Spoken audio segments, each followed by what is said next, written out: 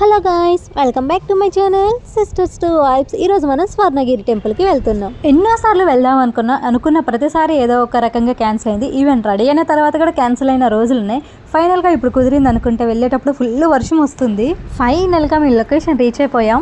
ఈ టెంపుల్ వచ్చేసి యాదాద్రికి 20 కిలోమీటర్ల దూరంలో ఉంటుంది, భువనగిరిలో. అండ్ తెలంగాణలోనే అతిపెద్ద శ్రీ వెంకటేశ్వర స్వామి దేవాలయమే స్వర్ణగిరి దేవాలయం. టెంపుల్లోకి ఎంటర్ అవ్వగానే పార్కింగ్ స్పేస్ కూడా ఉంది. బైక్ అయితే 20 రూపీస్, కార్కి అయితే 50 రూపీస్ తీసుకుంటున్నారు. Parking space, food, water, washrooms everything is available. And చాలా క్లీన్ అండ్ హైజీనిక్గా మెయింటైన్ చేశారు ప్రతి ఒక్కటి. అండ్ టెంపుల్ ఆర్కిటెక్చర్ గురించి మనం స్పెషల్గా చెప్పుకోవాల్సిన అవసరం కూడా లేదు, ఎందుకంటే ఇన్స్టాగ్రామ్ ఫుల్గా ప్రమోట్ చేసింది కాబట్టి. ఈ టెంపుల్ టైమింగ్స్ వచ్చేసి మార్నింగ్ 6 to నైట్ 9 వరకు ఉంటుంది దర్శనానికి. అండ్ స్పెషల్గా సేవ చేసుకోవాలి అనుకున్న వాళ్ళకి మార్నింగ్ 5కి సుప్రభాత సేవ స్టార్ట్ అవుతుంది. అండ్ నైట్ 8:30 to 9 వరకు ఏకాంత సేవ ఉంటుంది. వీక్ డేస్లో, వీకెండ్స్లో, ఫెస్టివల్స్ అప్పుడు కొంచెం టైమింగ్స్ అటు ఇటుగా ఉంటాయి. వెళ్ళే ముందు చెక్ చేసుకొని వెళ్ళండి.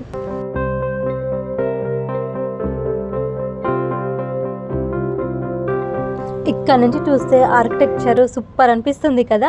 నైట్ టైంలో అయితే ఇంకా మస్తు ఉండేదేమో, బట్ మేము ఈవినింగ్ టైంలో వచ్చాము. టెంపుల్లోకి ఎంటర్ అవ్వగానే మన మంత్రం రాగానే తిరుపతిలోకి ఎంటర్ అయిన ఫీల్ వచ్చింది.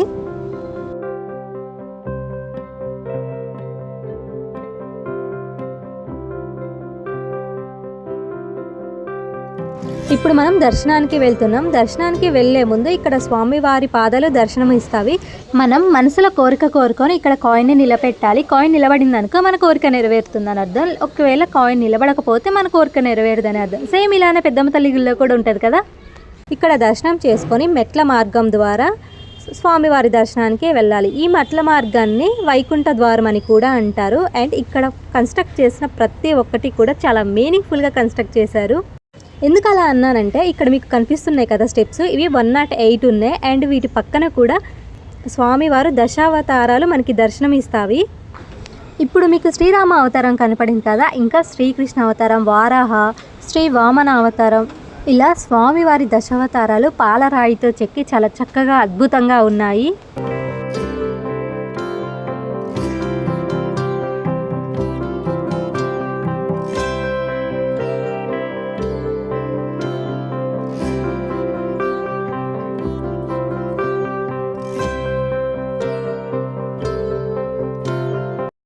ఇలా స్టెప్స్ ఎక్కి పైకి రాగానే ఈస్ట్ గోపురం నుంచి మనం దర్శనానికి వెళ్ళొచ్చు. దర్శనానికి వెళ్ళే ముందు టికెట్ తీసుకునే దగ్గర మనకి మొబైల్ కౌంటర్స్ కూడా ఉంటాయి. మొబైల్ అక్కడ హ్యాండ్ ఓవర్ చేసి వెళ్ళాలి.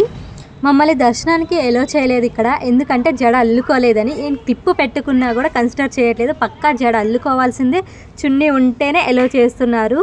చాలా స్ట్రిక్ట్గా రూల్స్ ఫాలో అవుతున్నారు, బట్ బాగుంది. ఎక్కడ ఫాలో అవ్వాల్సిన రూల్స్ అక్కడే ఫాలో అవ్వాలి కదా. మేము ఫ్రీ దర్శనానికి వెళ్ళాము. మనకి స్పెషల్ దర్శనం కావాలంటే 50 రూపీస్ టికెట్, 300, 500 టికెట్స్ ఇలా కూడా ఉన్నవి. 300 and 500 వచ్చేసి మనకి స్వామివారి వస్త్రంతో పాటు లడ్డు కూడా ఇస్తారు. అండ్ 50 రూపీస్ టికెట్ ఎందుకంటే ఫ్రీ టికెట్ వాళ్ళకన్నా కూడా కొంచెం ఎర్లీగా వెళ్తాం. దర్శనం అయిపోయిన తర్వాత నిత్య కళ్యాణ మండపంని దాటుకొని మనం అన్నప్రసాద మండపంకి వెళ్ళాలి. దేవుని మహాప్రసాదం తినాలంటే అదృష్టం ఉండాలి అంటారు కదా, మాకు కూడా ఆ రోజు అదృష్టం ఉందనుకుంటా లాస్ట్ మినిట్లో వచ్చినాం. అన్నదానం టైమింగ్స్ వచ్చేసి 1 PM to 3 PM వరకు ఉంటుంది. అండ్ ఫుడ్ ఉంటే తర్వాత కూడా పెడతారు. అండ్ మీరు వెళ్ళినప్పుడు 12:30 to 4 PM ఇన్ బిట్వీన్ ఎప్పుడు వెళ్ళినా కూడా అస్సలు మిస్ చేసుకోకండి. మేము క్లోజింగ్ టైంకి వెళ్ళాం కాబట్టి చట్నీ, పప్పు, సాంబార్ అండ్ మజ్జిగ వరకే ఉన్నవి. స్టార్టింగ్లో ఉంటే ఇంకా చాలా ఐటమ్స్ కూడా ఉన్నవి. క్లోజింగ్ టైం కాబట్టి పెద్ద రష్ కూడా ఏమీ లేదు. అండ్ డొనేషన్స్ ఇవ్వాలనుకుంటే ఇక్కడ కౌంటర్ దగ్గర డొనేషన్స్ కూడా ఇవ్వచ్చు. దర్శనం చేసుకొని భోజనం చేసిన తర్వాత ఈ నిత్య కళ్యాణ వేదిక దగ్గర మేము ఎక్కువ టైం స్పెండ్ చేశాము. దర్శనానికి మొబైల్స్ ఎలో లేవు కాబట్టి మేము అక్కడ ఏమేమి ఎక్స్పీరియన్స్ చేశామో చెప్తాం. శ్రీ వెంకటేశ్వర స్వామివారి విగ్రహం 12 అడుగులతో ఉంటుంది. స్వామివారితో పాటు అలివేలి మంగ, గోదాదేవి అమ్మవార్లు కూడా ఉంటారు. ఇక్కడ తులాభారం కూడా ఉంది.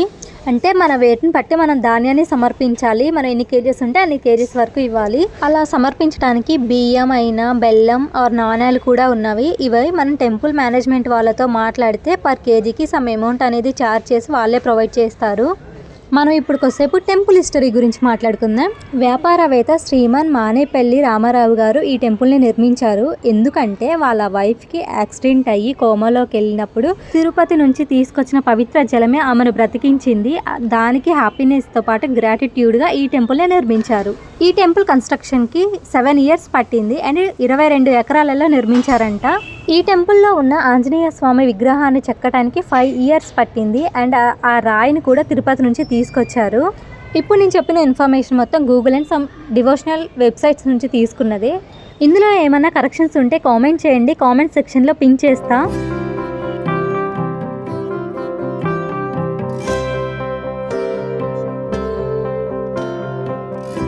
ఇప్పుడు జలనారాయణ స్వామి వారిని చూడటానికి వచ్చాము. పైనుంచి చూస్తే లొకేషన్ ఇలా కనిపిస్తుంది, సరౌండింగ్స్ అంతా.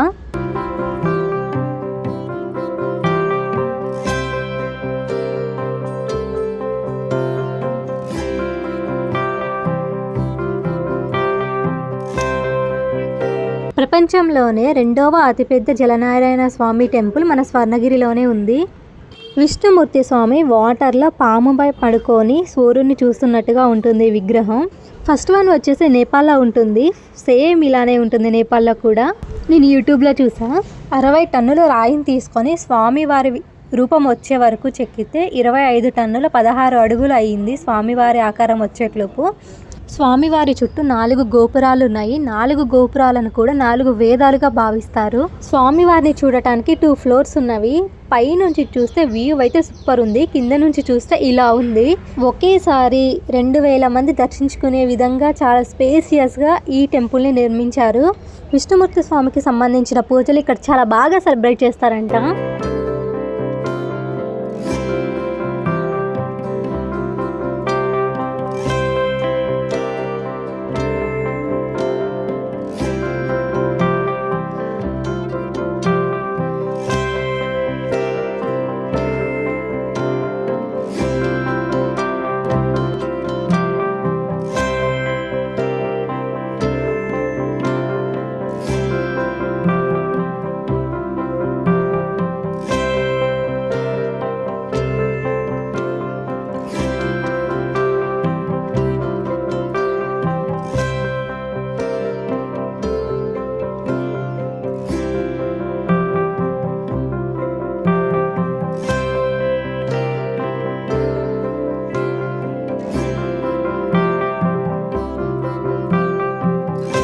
సో ఇలా అయితే మా దర్శనం కంప్లీట్ అయిపోయింది.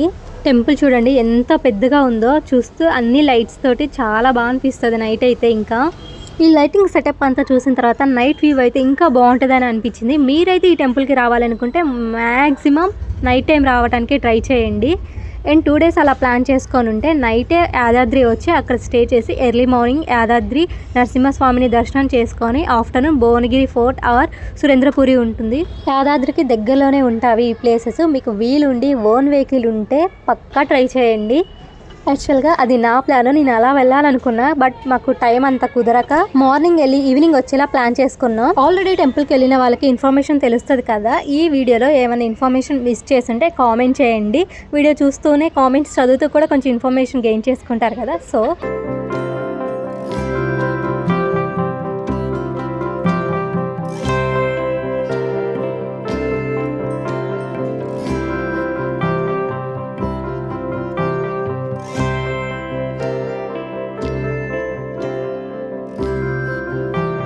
రీసెంట్గా పోస్ట్ చేసిన నా వీడియోస్కి మంచి వ్యూస్ వచ్చాయి అండ్ యూట్యూబ్లో కొన్ని చేంజెస్ రావటం, నా ఎడిటింగ్ కొంచెం ఇంప్రూవ్ అవ్వటం కూడా వీటన్నిటికీ ప్లస్ పాయింట్స్. అండ్ వీడియో చూస్తూ సపోర్ట్ చేస్తున్న మీ అందరికీ కూడా thank you so much. Hyderabad ప్లేస్లలో మీరు ఇంకేం వీడియోస్ చూడాలనుకుంటున్నారో కామెంట్ చేయండి. ప్లేస్ ఏమో నేను ప్లాన్ చేసుకుంటా వీడియో చేయడానికి. వీడియో లాస్ట్ వరకు చూసిన వాళ్ళందరికీ థ్యాంక్ యూ సో మచ్.